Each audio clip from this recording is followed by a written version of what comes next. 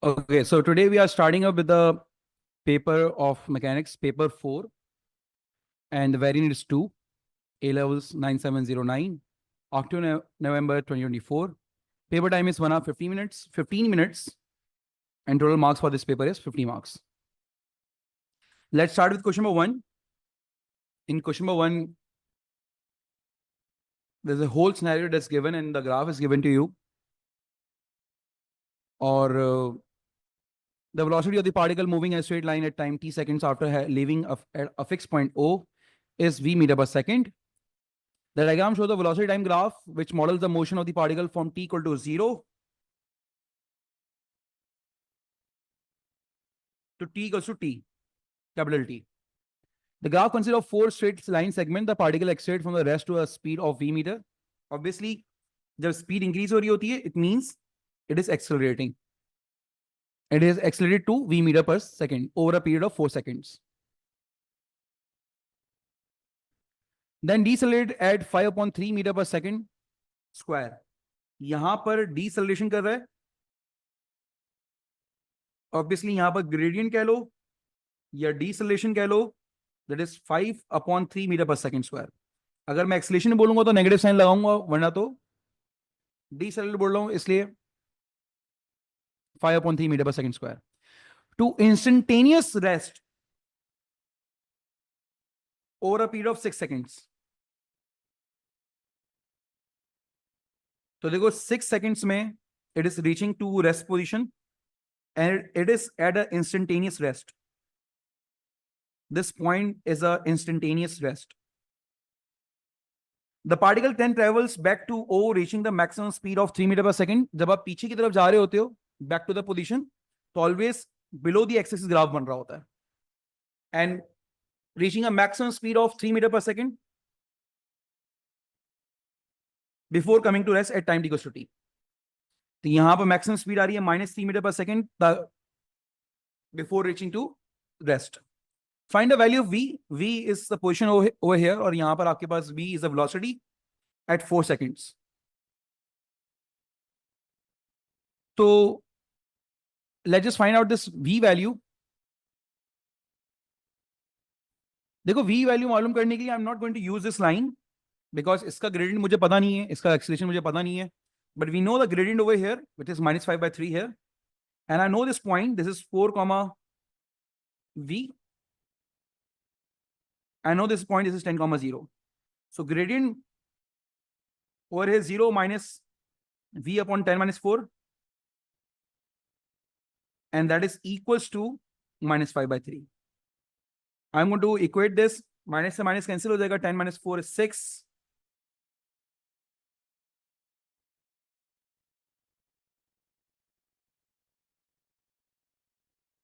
T1 the T2 is 6.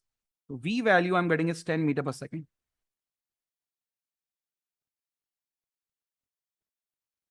Now, given that the total distance traveled by the particle from t equals to 0 till t equals to t is 68 meter. Total distance, not the displacement. Find the value of capital T. तो देखो यहां पर velocity time graph में जो area under the graph होता है ना, that shows the distance. So now that you know the velocity, that is 10 area, देखो half base into height. The base is 10,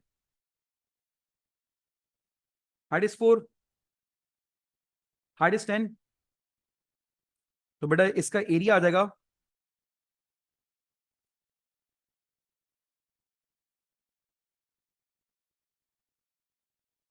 50. और इस ट्राइंगल का एरिया देखो हाफ इसकी बेस हो जाएगी t minus 10 और इसकी हाइट हो जाएगी 3. ठीक है ना. दिस लेंथ इज t में से 10 माइनस कर दो. So we'll get the area.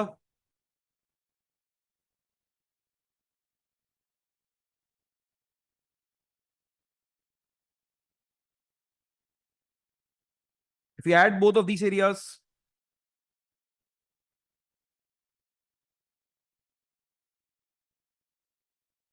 that is equals to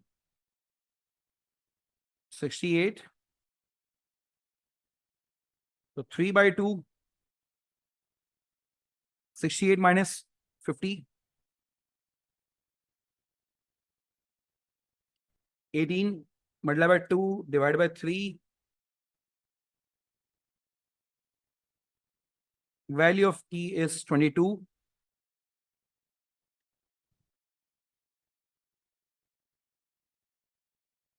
Seconds.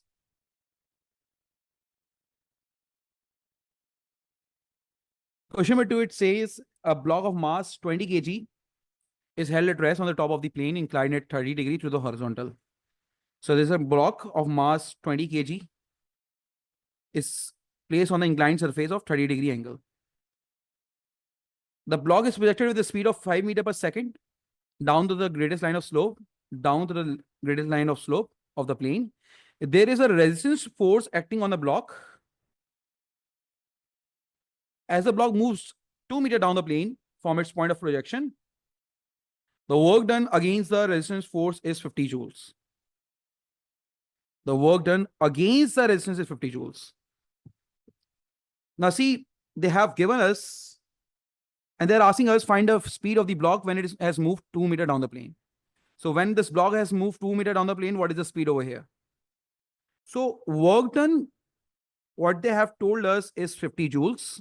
That is totally fine. But what we know that work done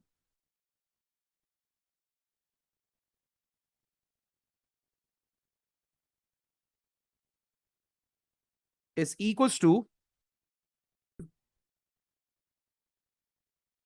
so if I equate these two values, the distance that the object is moved is 2 meters, we'll get the value of the F is 25 Newton. Now this F, since this is a work done against the resistance force, so this will be your resistance force here. Now since the object is moved down the plane, the resistance force, which is 25 Newton, will be upward and the weight component is downward. So the net force is going to be W sine 30, the weight component, which is W cos theta and W sine theta. So W sine theta sine 30 degree. And I hope you guys know this, कि अगर यहाँ पर 30 है तो यहाँ पर भी 30 होगा. So W sine 30 minus frictional force MA के बराबर, net force MA के बराबर हो जाएगी. W means 20 kg mass है, तो बेटा it is going to be 200 sine 30 minus frictional force.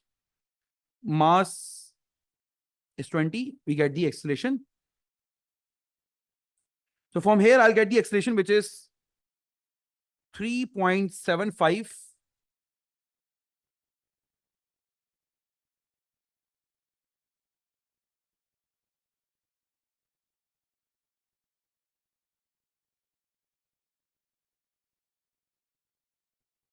right meter per second square. Now, since we need to find out the final velocity, so v square equals to u square plus 2as. We need to find out final velocity. Initial velocity was 5. Acceleration that we just calculated is 3.75. Distance is 2 meters. So but after taking square root, let's just find out the answer. 25 plus 4 into 3.75. It's 40. Your final velocity is root 40 meters per second. Or you can just convert it into 6.324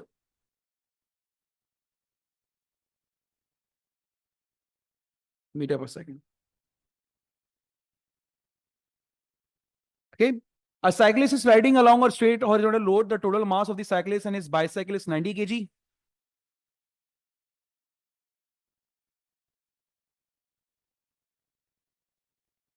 The power exerted by the cyclist is 240 watt at an instant when the cyclist's speed is 5 meters per second. His acceleration is 0.1 meter per second square. Find the value of the constant resistance to the motion on the acting on the cyclist. देखो यहाँ पर they've given you the power,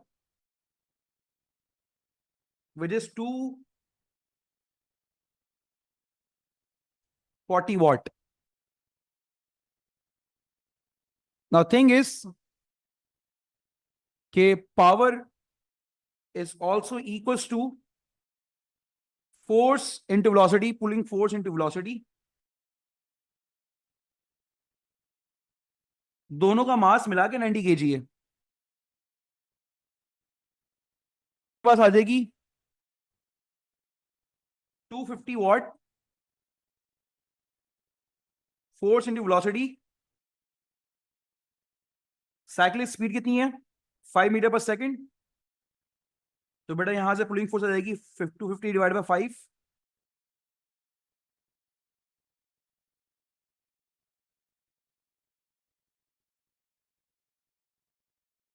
We need to find out the constant resistance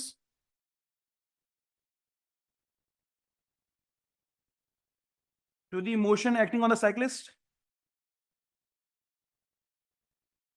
तो देखो बेटा ये net force बराबर हो जाएगा एम ए के again.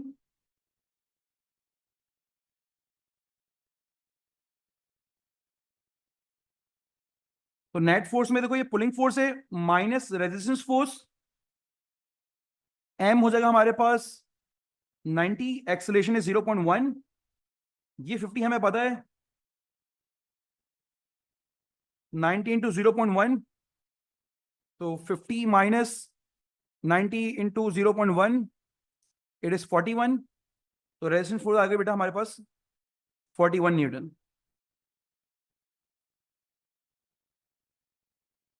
The cyclist comes to the bottom of a hill at 2 degrees to the horizontal. Given that the power and the resistance to the motion are unchanged, find a steady speed which the cyclist could maintain while riding up the hill.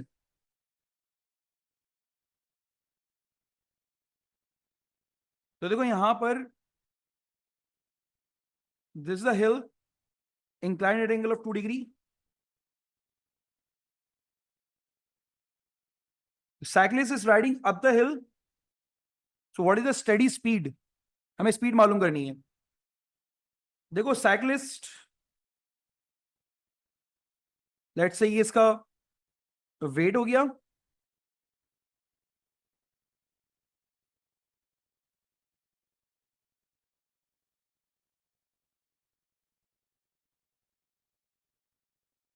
This is 2 degree. W cos 2 degree, W sin 2 degree.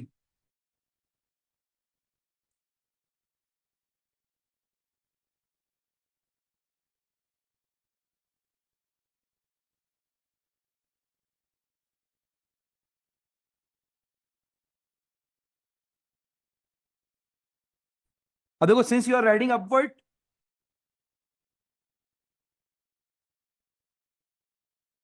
तो देखो एक force आपको ऊपर upward force है, हमारे पास power लग रही है. तो जब यहां पर पावर का जिक्र हो रहा है ना, इसका मतलब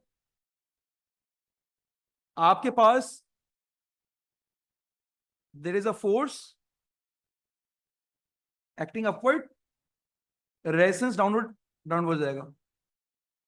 तो देखो that pulling force is equal to resistance plus W sin 2 डिग्री. स्टेडी स्पीड है और हमारे पास पावर और रेजिस्टेंस चेंज नहीं है. तो रेजिस्टेंस चेंज नहीं है तो रेजिस्टेंस वही जो ऊपर आ रही थी 41. और यहां पर अगर मुझे ये एफ निकालना है तो देखो P बराबर होता है एफ इंटू वी के. तो ऊपर की स्पीड अलग थी इसलिए मैं ये वाली पुलिंग फोर्स नहीं ले सकता. अभी तो स्पीड आपने निकालनी ऊपर जाते वक्त, पावर सेम है and that power was 250. Pulling force that we need to find out, और V हमें मालूम करना है.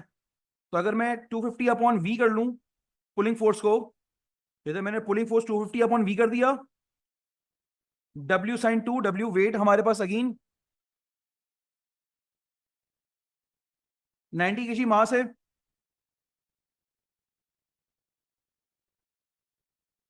तो 90 इंटू 10 900 हो जाएगा. From here I am going to find out the value of 250 divide bye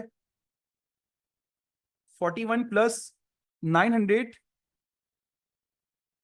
sin 2 degree. I'll get the steady speed from here 3.452, which is equals to 3.45 meter per second.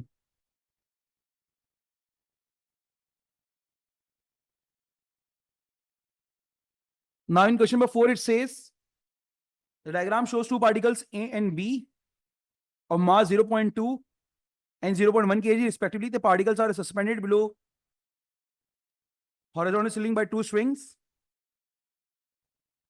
attached to a fixed point P and Q on the ceiling. The particles are connected by the horizontal string AB with the 45-degree angle and BQP theta degree. Each string is a lightning extendable string. The particles are in equilibrium. Find the value of the tension in the string. देखो, tension is always away from the object.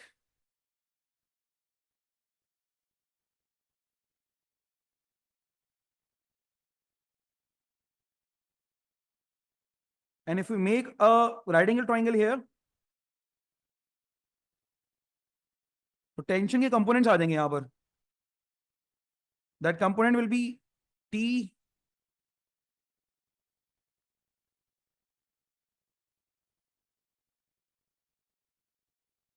cos theta, यहां पर 90 degree बन रहा है इससे, and this will be T sin theta. T cos 45, T sin 45 degree.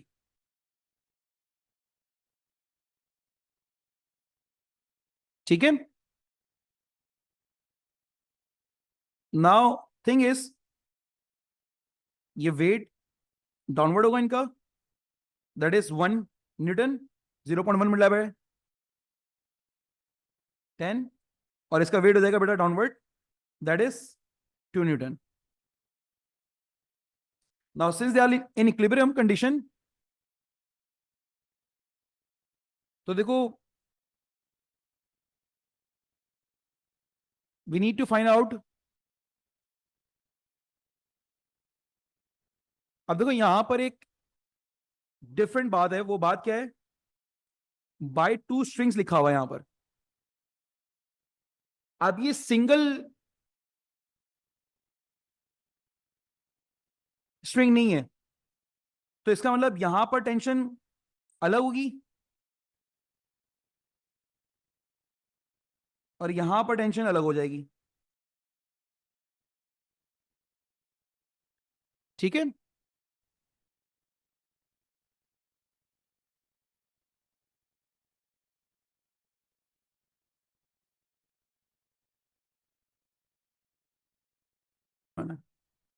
देखो आपके पास tension in ए भी निकालना है, तो देखो यहां पर ए बी की जो टेंशन है, अगर हम ए बी की टेंशन निकालना चाहते हैं, तो देखो मैं T1 के रिस्पेक्ट से निकाल रहा हूं. देखो T1 sin 45 will be equal to weight. This upward component is equal to weight component. तो T1 बराबर देगा बेटा weight upon sin 45. That weight is 2, sin 45 is 1 upon root 2. तो T1 आ गया 2 root 2. ठीक है. अब T1 तो आ गया. अब ये जो AB में स्ट्रिंग, जो AB स्ट्रिंग है, ये TAB जो टेंशन है यहां पर away from the object, that will be equals to T1 cos 45. T1 हो गया 2 root 2. cos 45 is what we know, 1 upon root 2 हो जाएगा. तो ये बेटा √2 से √2 कैंसिल, तो tension in A B is equals to 2 newton निकल कर आ जाएगी. ठीक है ना. Now they're asking for the find a value of theta and the tension in the string BQ. कह रहे BQ में आप टेंशन मालूम करके दिखा दो और थीटा की वैल्यू भी फाइंड आउट करके दिखा दो. अब देखो सिंस हमने यहां पर ऑलरेडी ए बी की मैंने जो टेंशन थी वो निकाल ली है with the help of T1. तो यहां पर बेटा देखो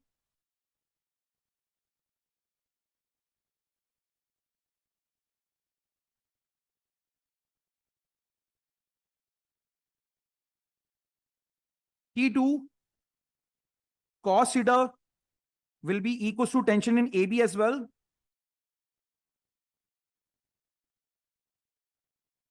यानी ये देखो ये T2 cos theta है, ये AB की टेंशन है यहां पर. अब AB की टेंशन तो हमने ऑलरेडी निकाली हुई है विच इज 2 हियर. तो T2 cos theta is equal to 2. और देखो T2 sin theta which is upward component is equal to weight.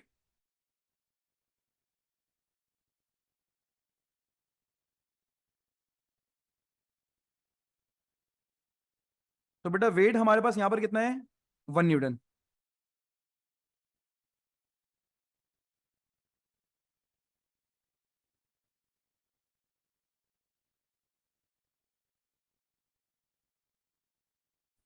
अब देखो यहां पर हमने दो इक्वेशंस निकाल ली, अब बस इनको डिवाइड करा दोगे.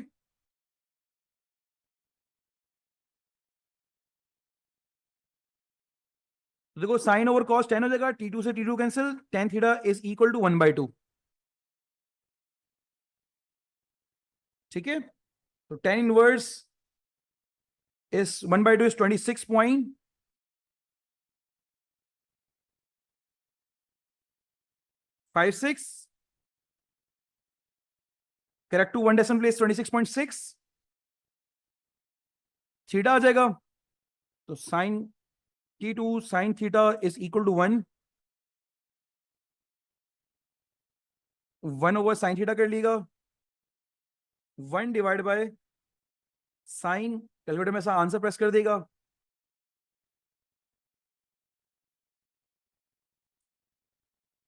T2 as 2.236. ये जो T2 मैंने जिसको कहा था वो क्या था, tension the BQ 2.24 Newton.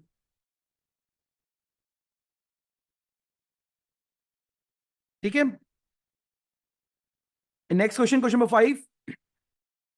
Two particles P and Q, masses 2n kg and n kg respectively, are held at rest in the same vertical line.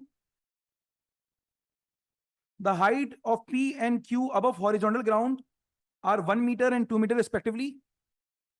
P is projected vertically upward with a speed of 2 meter per second. At the same instant, Q is released from the rest. Find the speed of each particle immediately before they collide. तो देखो ये this question is from the topic momentum.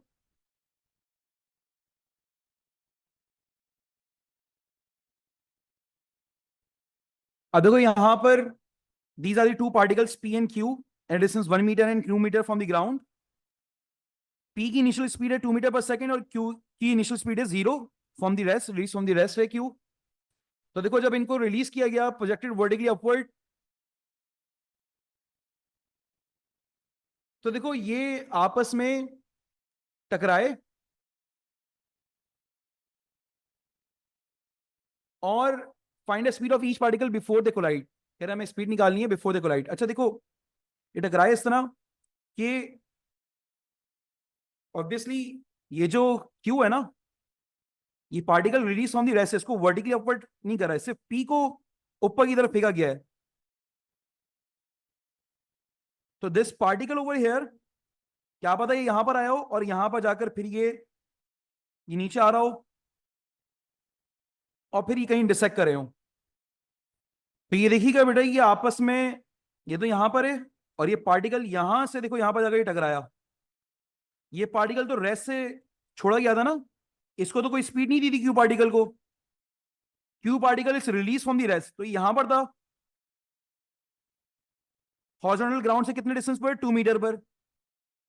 तो obviously ये तो नीचे आ रहा होगा, ये नीचे आ रहा है और ये वाला पार्टिकल ऊपर की तरफ जा रहा है, तो ये यहां पर इंटरसेक्ट कर गए, कोलाइड कर गए। Now at this point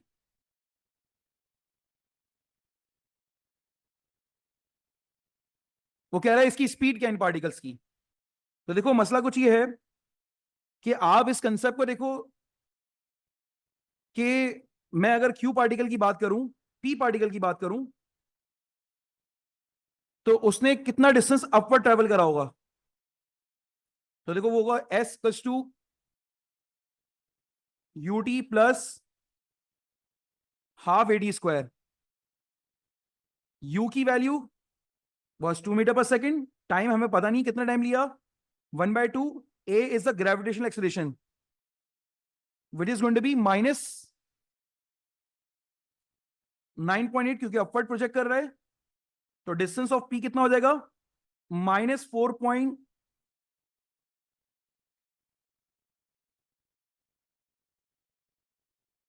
it is going to be -4.9 T square. और बेटा अगर मैं बात करूं यू की, तो यू तो नीचे आ रहा था,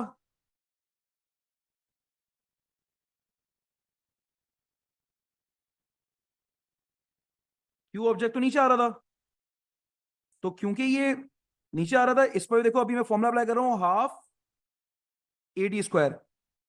तो क्यू का डिस्टेंस यू हमें इनिशियली रेस्ट पर था, एक्सेलरेशन वही 9.8 हो जाएगी टी स्क्वायर। तो एस क्यू हो जाएगा बेटा 4.9 टी स्क्वायर।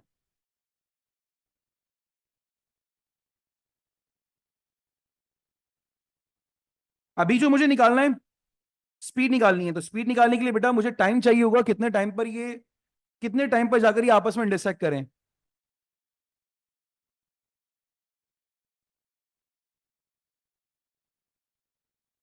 अब मसला कुछ ये है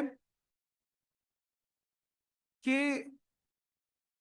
ये जो पी ऑब्जेक्ट है और क्यू ऑब्जेक्ट है, देखो पी जो है ना वो 1 मीटर डिस्टेंस पर था इनिशियली, और क्यू जो है ना वो हमारे पास 2 मीटर के डिस्टेंस पर था।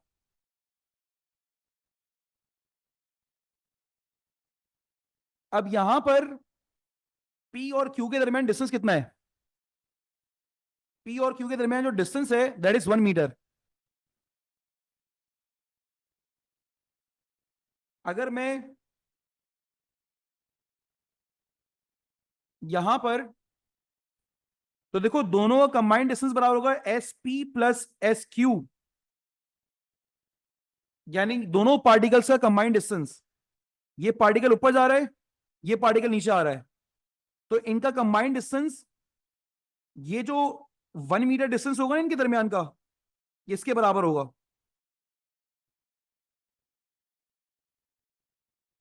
यानी ये जो डिस्टेंस यहां पर इनका आ रहा है, जितना पी ऊपर गया, अब मुझे नहीं पता पी कितना गया डिस्टेंस में ऊपर, क्या पता वो 0.4 मीटर गया हो, क्या पता 0.3 मीटर गया हो, और क्यों नीचे 0.6 मीटर आया हो, लेकिन दोनों का सम 1 ही आएगा, क्योंकि इनके दरमियान का गैप है ये। तो मैंने दोनों को ऐड कराया, I got 2t -4.9t plus 4.9t is equal to 1। तो कितने टाइम बाद वो आपस में इंटरसेक्ट करे, आई get the value of this, this is T square. तो टी की वैल्यू बेटा हमारे पास निकल कर आ रही है, दैट इज 0.5, यानी 0.5 सेकंड बाद वो आपस में इंटरसेक्ट कर रहे होंगे। So since I need to find out the velocity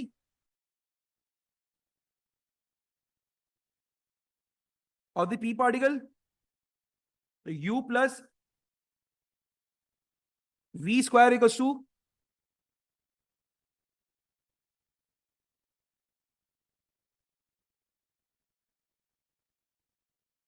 particle v की वेलोसिटी u प्लस एडी के बराबर हो जाएगी। हमें p की वेलोसिटी नहीं मालूम करनी है, तो उसकी इनिशियल वेलोसिटी थी p की 2, और यहां पर आपके पास जो एक्सलेशन में यूज करूंगा, जैसे सारे सिनेरियो में ना मुझे जो जी के लिए रखनी थी दैट वाज 10, नॉट -9.8। आपने इंस्ट्रक्शन को फॉलो करना है। That is going to be -5t।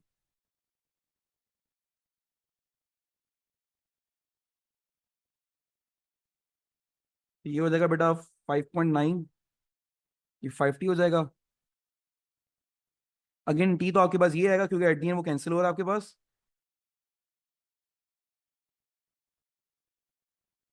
यहां पर you going to put the value of a that is 10, so this is going to be -3, and since we are finding out speed, तो आप लिखोगे speed of p is 3 metre पर second. और अगर मैं q की बात करता हूं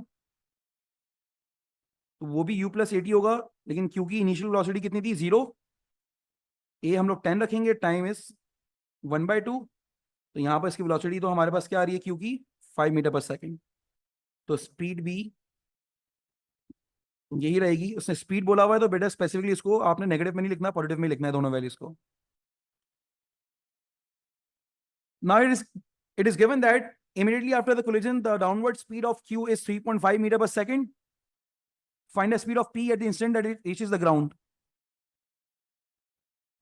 तो देखो बिफोर कोलिजन और आफ्टर कोलिजन सिनेरियो सेम रहेगा, मोमेंटम इफेक्ट सेम रहता है। तो m1 v1 u1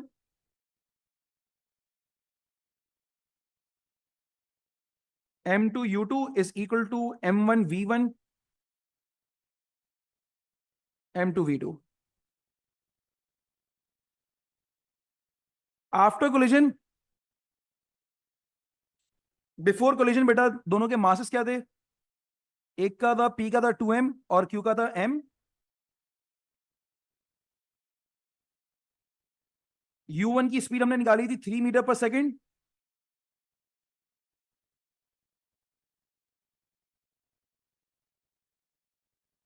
और q की स्पीड हमने निकाली थी 5 मीटर पर सेकेंड। बिफोर कोलिजन ये थी। अब आफ्टर कोलिजन दोनों का मास 2m और m।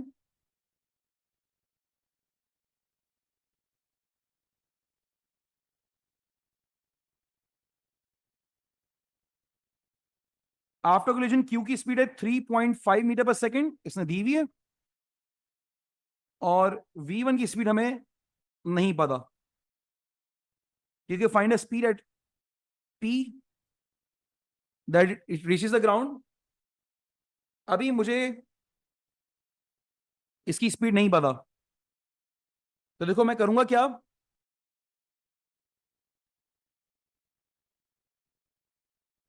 मैं यहां पर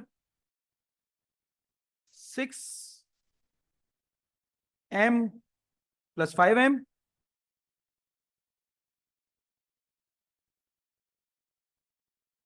अगर आप m देखोगे तो कॉमन लेकर बेटा वो कैंसिल हो जाएगा।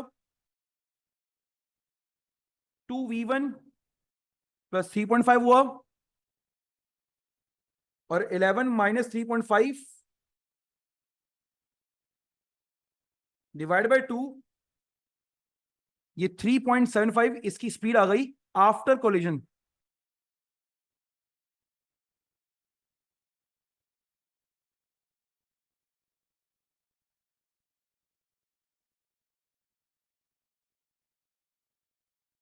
ये इसकी स्पीड आ गई आफ्टर कोलिजन।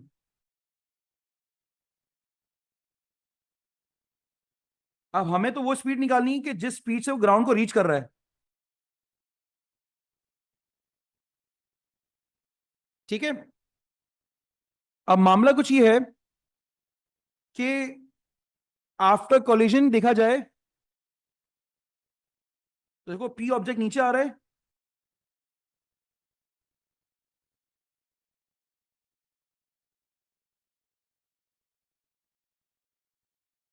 जब वो नीचे आएगा तो यहां पर उसकी स्पीड है 3.75।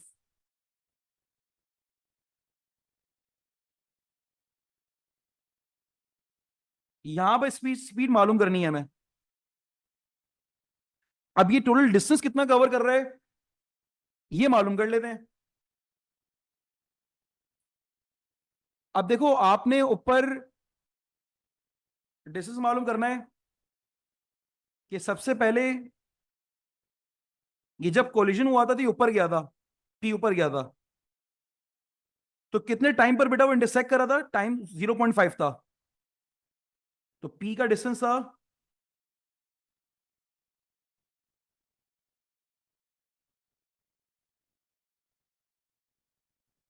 ऊपर जाते वक्त 0.5। यहां से मेरे पास ऊपर जाने का डिस्टेंस मतलब चल गया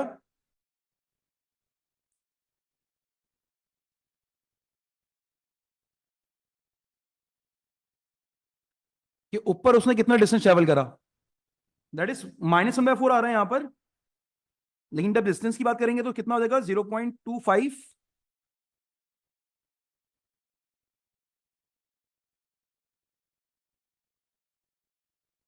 तो देखो अगर मैं डिस्टेंस पी का देखता हूं तो 1 plus -0.25, it is going to be 0.75। ठीक है ना? तो देखो आपके पास यहां पर वी स्क्वायर बराबर है यू स्क्वायर प्लस 2as के। V square that you need to know, your U value is 3.75, a value is 10, as is 0.75. Just have to put all these values.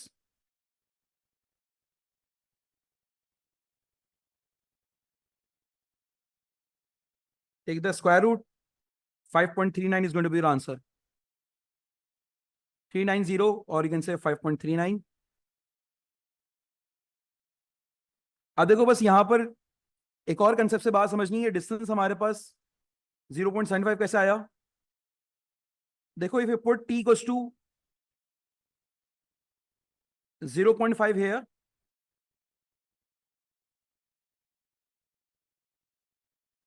तो p का डिस्टेंस आ जाएगा 5 multiply by 0.5 का square, that is 5/4।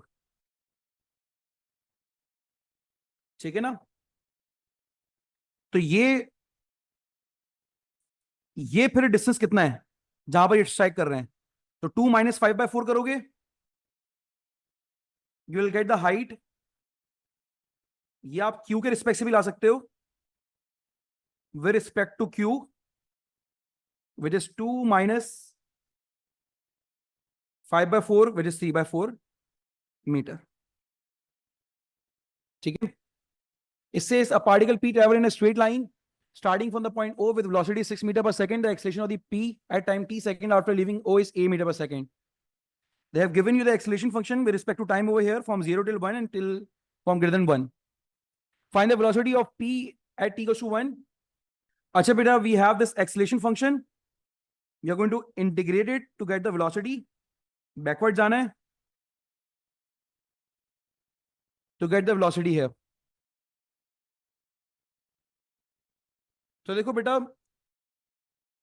since we need to find out the velocity at t equals to 1 specifically, तो हम करेंगे क्या? हम इसको इंटीग्रेट करेंगे किस वाले फंक्शन को? जहां पर t इक्वल टू 1 लिखा हुआ है। Add on the power divide by the power plus c।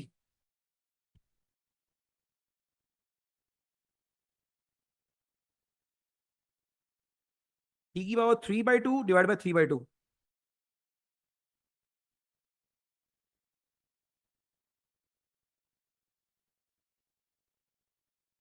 So -1.5 divided by 1.5, it is 1.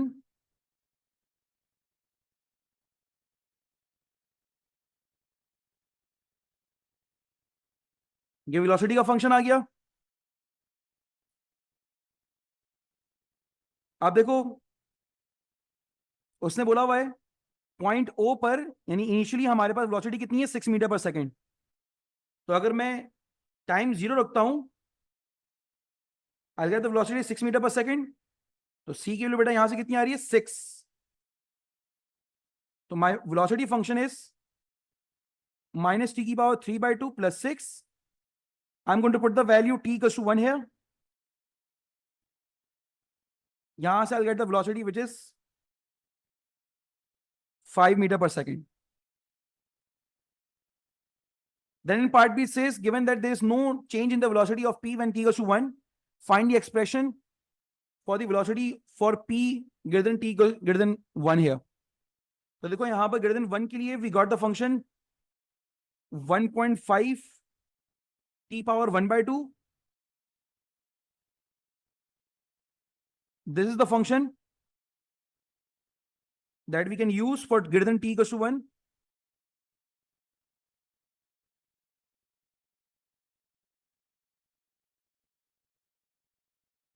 So I'm going to integrate this function to get the velocity.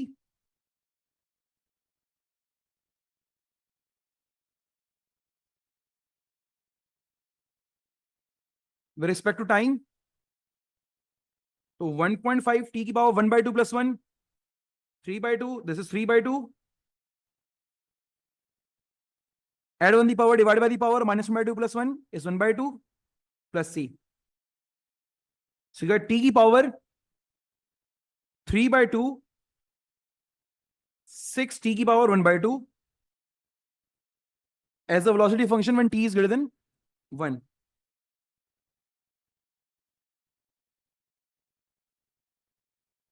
अब देखो, in order to find out the value of c, तो t equal to greater than 1 है हमारे पास, और ये equal to 1 तक था। तो देखो दे बोथ आर कनेक्टिंग। तो यहां पर मैं वेलोसिटी 5 रख सकता हूं जब टाइम की वैल्यू 1 है। भाई ग्रेटर देन 1 का मतलब है वो 1 से स्टार्ट हो रहा होगा ना, फिर आगे continue. I am gonna have a c value from here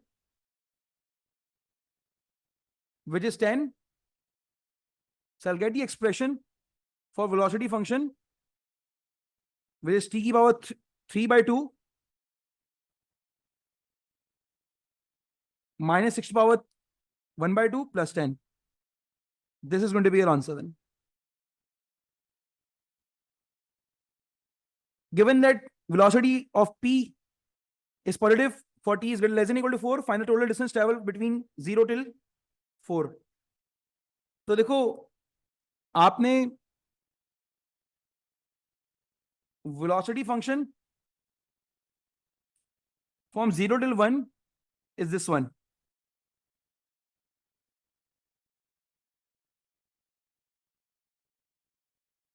And velocity function for the next from greater than 1 is t की power 3/2 plus 10. You need to calculate the distance till 4.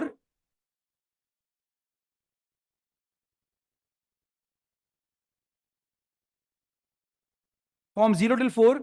So beta, from 0 till 1 I am going to integrate this velocity function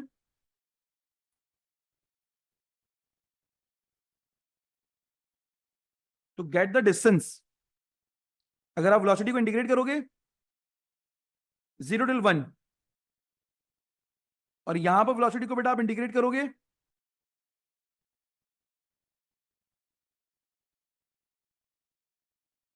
1 till 4,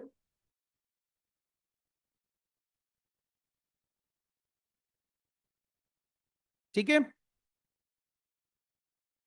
And then you're going to find out the answer of the both distance. Add 1 the power divided by the power.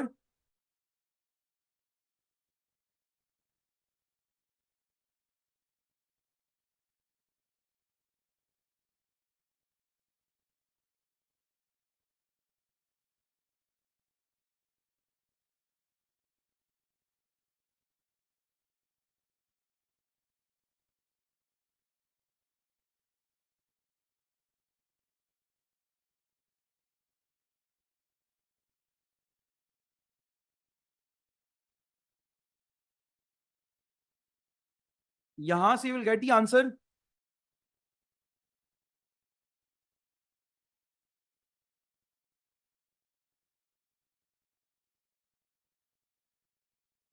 28/5, and यहां से after applying limit you get the answer 72/5. Distance distance, तो total distance कितना हो जाएगा?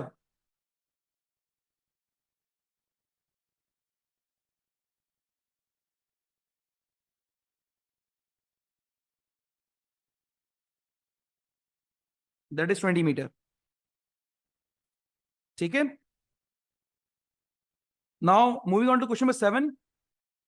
Two particles A and B of masses 0.2 kg and 0.3 kg respectively are attached to the end of the line in extendable string. The string passes over a small fixed smooth pulley which is attached at the bottom of the rough inclined plane at the theta. To the horizontal where sin theta is 0.6. देखो sin theta 0.6 आ गया, which is 3/5. तो ये opposite है, this one is hypotenuse. Adjacent क्या हो जाएगा? 5 square minus सी square 4 हो जाएगा एडजेसेंट। तो कॉस थीटा हो जाएगा एडजेसेंट ओवर हाइपोटेन्यूज 4/5 एंड टाइन theta is opposite over adjacent 3/4। तो ये डेटा आप पहले से फाइंड आउट कर लो। अब इसके बाद particle A lies on the plane and particle B hangs vertically below the pulley 0.25 meter above the horizontal ground. The string between A and the pulley is parallel to the line of greatest slope of the plane. The coefficient of friction between A and the plane is 1.125. The particle A is released from rest. Find the tension in the string and the magnitude of the acceleration of the particles. तो देखो हमें tension निकालनी है string में। तो tension is always away from the object.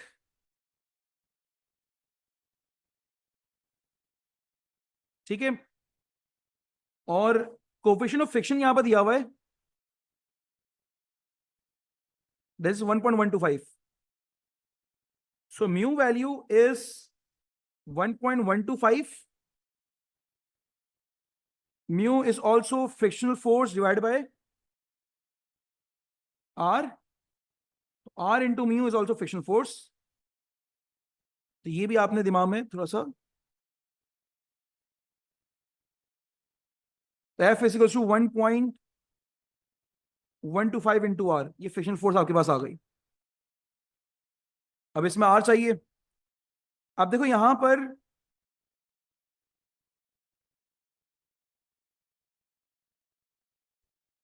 देखो इन्होंने एक बात लिखी हुई है, bottom of the rough plane inclined at angle of theta, rough plane inclined at angle theta to the horizontal where sin theta is 0.6. अब देखो यहां पर 0 थीटा बन रहा है, राइट? तो ये जो सरफेस है ये रफ सरफेस है, इसी में तो फ्रिक्शन है। तो देखो अगर मैं इसका वेट का कंपोनेंट बनाता हूं,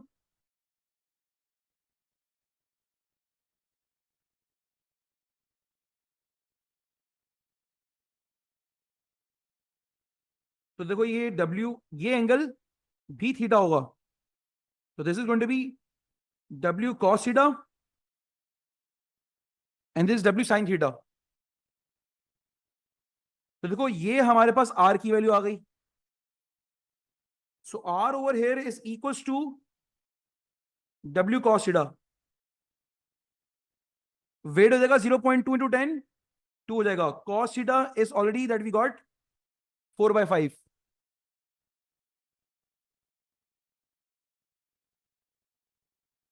8/5 is the value of R, and now you can find out the friction force.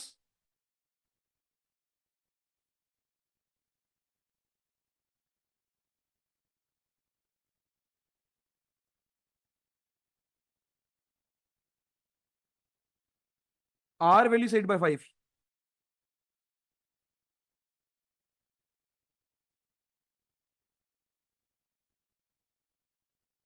So the friction force is 1.8 Newton. ये हम लोग ने निकाल ली पहले। तो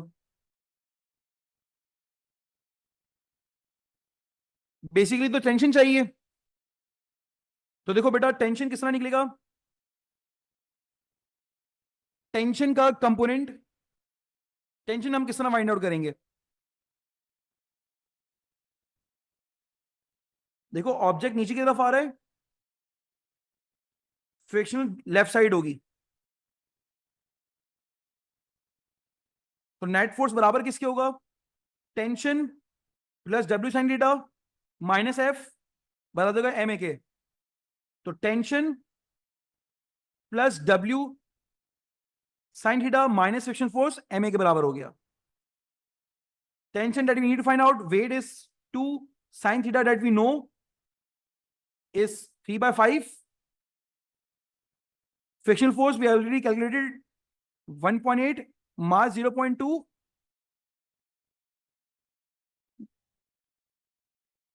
What we don't know is the acceleration here.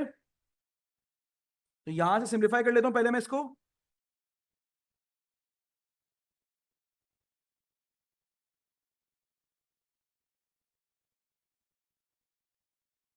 So it is t minus 0.6 is equal to 0.2a.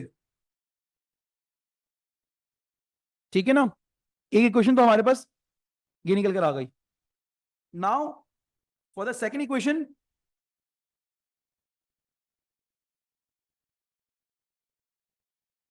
आप देखो ये टेंशन अपवर्ड है, वेट डाउनवर्ड है बी ऑब्जेक्ट के रिस्पेक्ट से। तो टेंशन माइनस वेट बराबर हो जाएगा किसके? वेट माइनस टेंशन बराबर हो जाएगा किसके? एम ए के। क्योंकि ऑब्जेक्ट नीचे आ रहा है तो यहां पर wait minus tension net force बराबर किसकी हो जाएगी?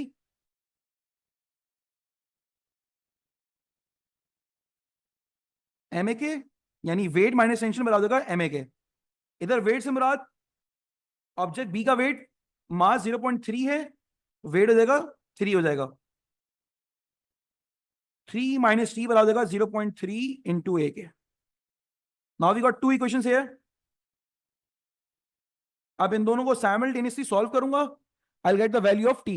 पहले एक्सप्रेशन मालूम कर लो और फिर हम लोग अच्छा एक्सप्रेशन भी मालूम कर लें क्योंकि आगे जरूरत पड़ सकती है, यूजुअली ऐसे ही होता है। तो what I am going to do, solve them simultaneously. यहां पर टी को सब्जेक्ट बना लो, 3 minus 0.3 a is t. I'm going to put it over here. 3 minus 0.3 a minus 0.6, 0.2 a. So 3 minus 0.6 is 2.4, 0.5. तो देखो 4.8 मीटर पर second square is the acceleration. और tension क्या हो जाएगी? t minus 0.6, 0.2, 4.8. At the end, you'll get the acceleration tension 0.2 multiplied by 4.8 plus 0.6, which is 1.56 Newton.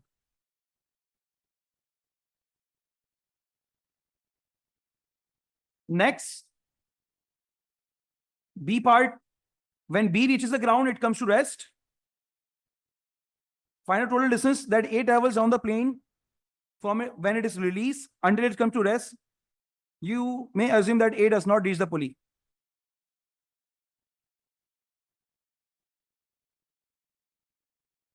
तो देखो बेटा, आपके पास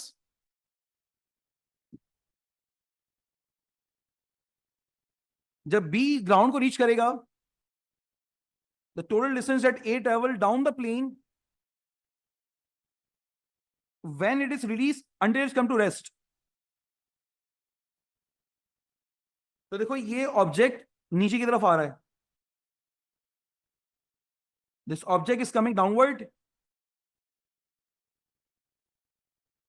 You may assume that it does not reach the pulley.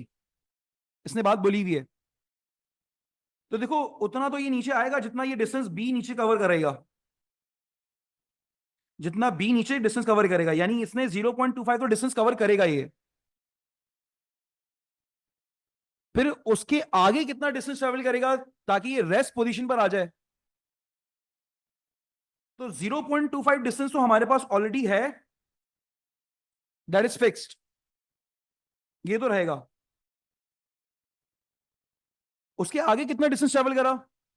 When B reaches the ground, B rest पर आ गया, तो B तो चल ही रहा है अभी।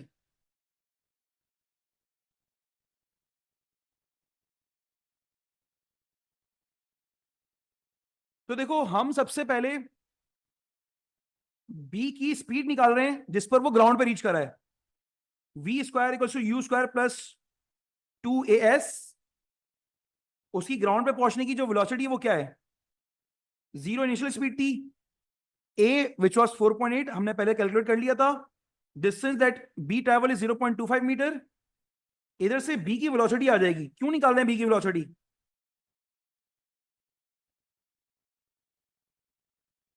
That is going to be 1.5491 metre पर सेकेंड। देखो मैं बी की स्पीड क्यों निकाल रहा हूं? ए ने डिस्टेंस ट्रेवल करा एक्स, ये 0.25 है। अब इसके बाद कितना डिस्टेंस ट्रेवल कर रहा है? Need to find out that distance. तो देखो इधर इसकी स्पीड वो होगी जो बी की फाइनल वेलोसिटी होगी। जो बी की फाइनल वेलोसिटी होगी वो ए की यहां पर इनिशियल वेलोसिटी होगी। ठीक है। तो ए की इनिशियल वेलोसिटी तो हमें पता चल गई।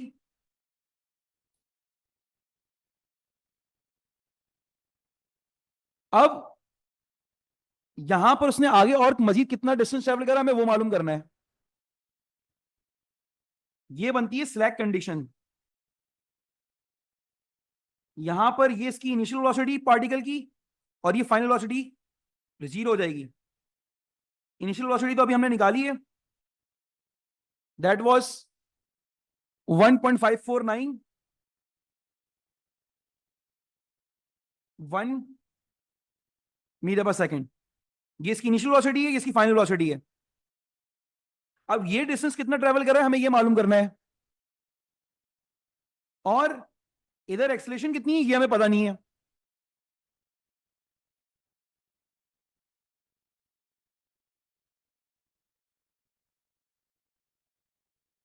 तो हम करेंगे क्या? हम यहां पर एक्सेलरेशन निकालेंगे। और वो एक्सेलरेशन कैसे निकालेंगे? कि मैं यहां पर ऑब्जेक्ट का, अब देखो यहां पर ए ऑब्जेक्ट के लिए जब वो स्लैक कंडीशन में जाता है तो नेट फोर्स बराबर होगी एमए के। वेट उसका होगा 0.2 × 10 विच इज 2। और क्योंकि वो डाउनवर्ड आ रहा है तो डाउनवर्ड फोर्स, डाउनवर्ड वेट का कंपोनेंट कितना है हमारे पास? डब्ल्यू साइन थीटा है। तो W sine theta 2 sin theta. और फ्रिक्शन फोर्स देखो, जब यहां पर ऑब्जेक्ट बी के साथ अटैच था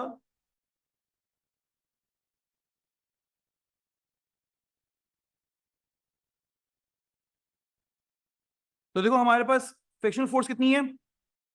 1.8 है, मास है 0.2, एक्सेलेरेशन कितनी आ रही है? तो 2 sin theta, sine theta was 0.6 minus 1.8 divide by 0.2। The value of acceleration is -3 metre पर सेकेंड स्क्वायर। जब एक्सेलेरेशन आ गई, आप देखो v square is equal to you square plus 2as। We just need to find out this distance. Final velocity zero है। Initial velocity जो हमारे पास 1.1 1.549 जो बी की फाइनल वेलोसिटी होगी। Acceleration was -3। ऐसा रहेगा यहां से 1.5491 डिवाइड बाय 6। Distance is 0.258। इसका स्क्वायर करना था।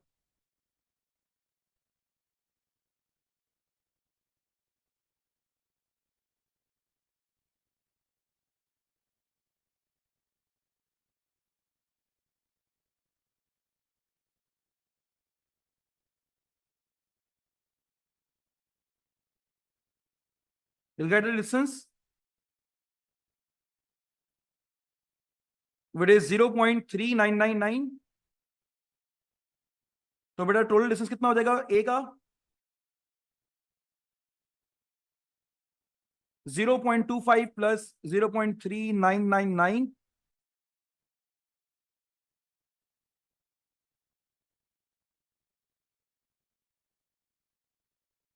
0.6499,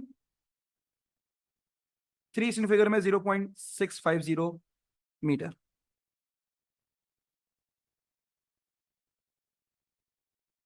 ठीक है ना? That's it for the paper.